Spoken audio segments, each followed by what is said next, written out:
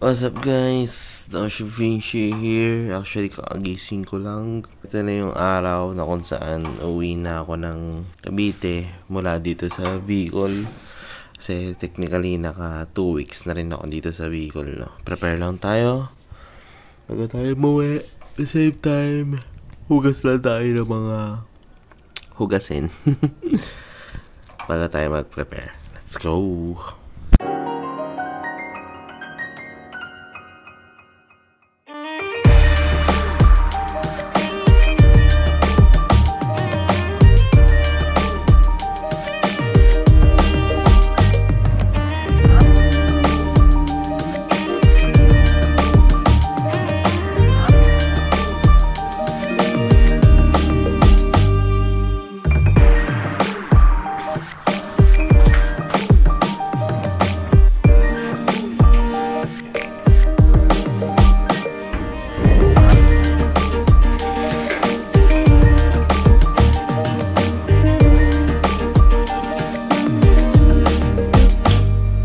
So after natin maligo, ito na, nakabihis na tayo. Ipakita ko na lang sa inyo yung mga dala-dala kong gamit ngayon. So meron tayo dito yung mga usual na dinadala ko pag umuwi ng Bicol. Power bank, charger, extra lens, tapos yung mga paraphernalias ko, ganyan-ganyan. And then, ito, mga gamot, just in case naabutan tayo ng sakit ng katawan. Meron tayo dito ng Alaxan. Tsaka tawag ng kalikasan, meron tayo dito ang loperamide. Kaya papansin nyo guys, wala akong dalang damit. Kasi ang ginagawa ko ngayon, nagdadala na ako ng maraming damit kapag umuwi ako ng Bicol. Tapos, iiwan ko na lang dito para kapag pabalik-balik ako, wala na ako masyadong damit na dadalhin. At the same time, 1 week lang naman ako mag-i-stay sa Cavite. After 1 week, uwi rin agad ako dito sa Bicol. Lightweight lang ang ating dala-dala ngayon. Para kahit pa paano, hindi hassle sa pagbiyahe. Kasi ang hirap din talaga bumiyahe na marami kang dala-dala, diba? Outfit check. Ayan, naka-Adriatico tayo na long sleeves. Ere si Casey. So, yun. Alis na tayo, guys. Alis na tayo.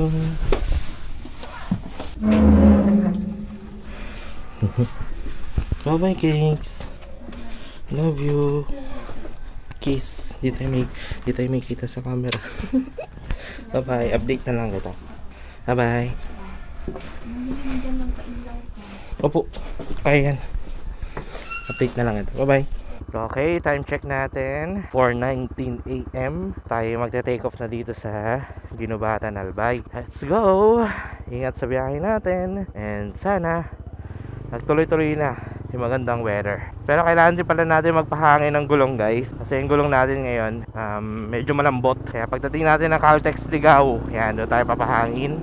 Tapos kwento ko sa inyo kung ano ba yung usual na ginagawa ko dito sa Bicol. Bakit ako pabalik-balik. Mapansin nyo sa mga vlogs ko, parang monthly meron akong Bicol ride.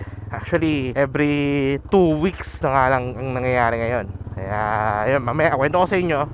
Tapos, hanap lang muna tayo ng gas station na pwede magpagpahinginan. A few moments later. 30 ng sarapan. 30, tapos sa likod 32. Dahil tayo maglo-long ride. Nice. Okay na yan. 30 harap, 32 likod. Actually, medyo matigas nga yan kung tutuusin. Matigas yung ganyan PSI. Pero since malayo-layo ang ating biyahe, Albay to Cavite, kailangan natin ng matigas na gulong dahil iba't ibang klaseng kalsada ang ating madadaanan. Pag gano'n mo lang guys, mamaya ko na pala ikakwento sa inyo. Pag medyo maniwari-wanag na, para hindi masyado boring ang ating biyahe.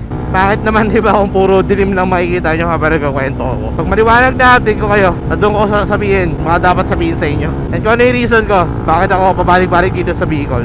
A little longer than a few minutes later. So guys, quick update. Dito na ako sa may Sipokot. Papalit lang ako ng lens, gawa ng maliwanag na. Time check natin is alas 6, sakto. Nag-update ko lang si Casey. Medyo maliwanag na, kaya pwede na tayo magkwento regarding sa reason kung bakit nga ba ako pabalik-balik dito sa Bicol. Teka, hindi tayo makapag-vlog na maayos kasi tingnan nyo yung nasa harapan ko. way back 2019, pabalik-balik na talaga kami ni Casey dito sa Bicol. Pero, yung uwi namin, usually, every other month, parang ganoon, or after 3 months, after 2 months, ganyan, or kung may occasion lang. Yun ang nagiging routine namin sa pag-uwi dito sa Bicol noong 2019. Pumasok tong 2020, which is pandemic. Actually, parang isang beses na kami nakauwi ng Bicol noon. 2021 naman, ganun din. Siguro mga 2 beses, 3 beses na kami nakauwi ng Bicol. 2022, medyo napapadalas na. Every other month ulit. Then, itong 2023, nagstay na si Casey sa Bicol. Kaya nangyayari, ako na lang yung madalas na bumabiyahe, pabalik-balik sa kanila. Noong 2023 na rin na yun, kaya rin ako pabalik-balik. Syempre, yun nga, gusto ko makasama si Casey sa long distance relationship namin. Syempre, kailangan ko rin pumunta doon. Minsan naman si Casey pumunta sa Cavite. Kumbaga, salitan lang kami. Ganun na nangyayari noong 2023. Pero, nitong last quarter ng 2023, nitong November, December, then January, February hanggang ngayon, ito na yung time na talagang kailangan kong magstay ng matagal. Kailangan ko magpabalik-balik, kailangan ko magstay. Yung pabalik-balik na nangyayari ngayon na ginagawa ko, kung dati, nag-i-stay ako sa Bicol ng 1 week lang, minsan 3 days lang. Tapos sa Cavite, nag-i-stay ako ng almost 1 month, ganyan. More than 1 month minsan. Ngayon, every 2 weeks akong mag-i-stay sa Bicol. Like for example, uuwi ako ngayon ng Cavite. Pupunta na ako sa Cavite, kukuha ko ng ibang gamit, ibang motor ang dadalhin ko. Kasi plano ko, it's either si Reyna or si Mathina. Tapusin ko yung mga gagawin ko sa Cavite. And then after 1 week, babalik ko rin dito sa Bicol. Plus, mag-i-stay ng 2 weeks. Ganyan na magiging routine ko ngayong 2024. Ang reason for that, guys, sa totoo lang, and para na rin sa mga curious, although hindi ako magiging specific for that, kung nasusubaybayan nyo yung social media ni Casey, may mga post siya doon na nasa hospital siya, saan may mga sinasabi siya na ganito, ganyan. And may ginawa rin no vlog, nakako i-reveal ko rin sa inyo soon kung naman yung pinagdadaanan namin. And may mga nag-comment doon na sabi, daddy daw, buntis daw si Casey, ganyan. How I wish, guys, na gano'n ang sitwasyon. To be perfectly honest, kaso hindi. Ayoko na maging specific, pero merong sakit ngayon si Casey. Hindi ko na sasabihin kung anong sakit niya. Hindi ko na sasabihin kung ano pa yung mga pinagdadaanan niya. Basta, itong ginagawa ko, itong pabalik-balik ko sa Bicol, hindi lang para sa content, hindi lang para bilang role ko ng boyfriend niya, kundi syempre para tulungan siya. Tulungan siya in a way na yung mga bagay na hindi niya kayang gawin, it's ako ang gumagawa. Inaasikaso siya, ganyan. Kaya itong ginagawa ko, hindi lang to for enjoyment eh. Ito na lang yung nakikita kong support ang mabibigay ko kay Casey eh. Yung matulungan siya, kasama siya, yung samahan siya sa pinagdadaanan niya ngayon. Kaya sa mga nagsasabi na buntis po si Casey, how I wish na yun sana ang sitwasyon, pero hindi. And siguro ang hilingin ko na lang sa inyo is let's pray. Pag-pray natin si Casey na gumaling na. Ayan. Pag-pray natin na okay na siya, malagpasan niya na yung pinagdadaanan niya. Kasi namimiss ko na rin talaga akong tutusin. Namimiss ko na kasama siya mag-ride. Namimiss ko na naglo-long ride kami. Namimiss ko na saan kami pupunta, mandiligaw-ligaw kami, mag-away kami habang nasa biyahe. Ano ba yun? Nakakamiss yung ganun. Let's just hope and pray na maging okay na lahat, no? Para makabalik na rin kami sa dati namin gawin. So, pasensya na guys, kung hindi kayo mabibigyan ng specific na reason or specific na pinagdadaanan namin. Basta, yun na ang wish ko, maging okay ang lahat. Bumalik na ulit sa normal yung sitwasyon namin dalawa ni Casey. Anyway, dito na ako sa may Tagkawayan. And pasensya na kung gusto ko rin naman pala mag-vlog sa inyo, gusto ko pa magkwento sa inyo, pero sa totoo lang talaga, ang sakit na ng ngipin ko. Ang sakit ng ngipin ko, hindi ako makapagsalita na maayos. Parang natatakot ako na makagat ko yung dila ko, ganyan. Eh, habang nagsasalita ako, sumasakit ngipin ko. Yung unang pag-uwi ko rin dito, gusto ko rin mag-vlog. Kaso, minamalat ako nun, kaya hindi rin ako nakapagsalita rin. 3 hours later. Yo guys, nandito na ako sa Cavite. And nakauwi ako dito sa bahay around 1:40 PM. Di ko na alam kung saan ako naputol mag-vlog, no? Pero grabe.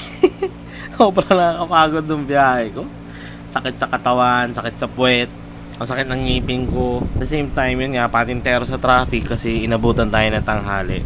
Ganun pa man, solid pa rin naman yung biyahe kasi ang ganda na ng suspension ng aking Super GTR 150. Tapos yung performance niya na napakadaling kunin yung 100 kph. And then sa pag-overtake, walang kahirap-hirap. Patintero lang talaga sa mga kasabayan na sasakyan, especially mga truck. Tapos, yun nga, yung mga lubak na kung tutusin, dinandaanan ko lang. Although, kahit na maganda suspension, syempre, masakit pa rin siya sa katawan. Inabot din tayo ng 9 hours kung tutusin pagdating sa biyahe. Pero okay lang, ang importante is makauwi tayo na ligtas. So I guess dito ko lang siguro tatapusin ang vlog, guys. Papahinga na ako, matutulog na ako. Tapos baka i-edit ko na rin agad to kasi kailangan ko rin mag-upload ng vlog this week. Kaya dito ko lang tatapusin ang vlog. Maraming salamat sa pag-notice, sa pag-like, sa pag-share. Maraming salamat sa pag-comment. Shoutout Adriatico para sa aking t-shirt. Although hindi ako naka-t-shirt na Adriatico ngayon. Shoutout Adriatico para sa aking long sleeves yung suit ko kanina. Kay Casey, after 1 week babalik ulit ako dyan. Pagaling ka, palakas ka. And syempre sa lahat ng sumusuporta sa amin. Grabe, pagod na ako. No drill, ride safe. Peace out. Sakit ng ngipin ko. Ay ko. Ang cute ng pusa namin.